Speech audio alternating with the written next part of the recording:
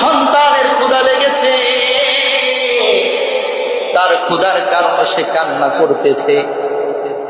খাওয়ানোর পরে অনেক সময় পরে আবার কান্না করে। বাবা জিজ্ঞাসা করে, বিবি আমার সন্তান কেন আবার কান্না করে? মায়ের রাডার দিয়ে ধরে ফেলে, আমার সন্তানের এখন টয়লেটের প্রয়োজন হয়েছে।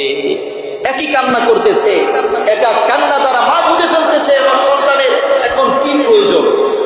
আমার ভাইরা, আমার আল্লাহ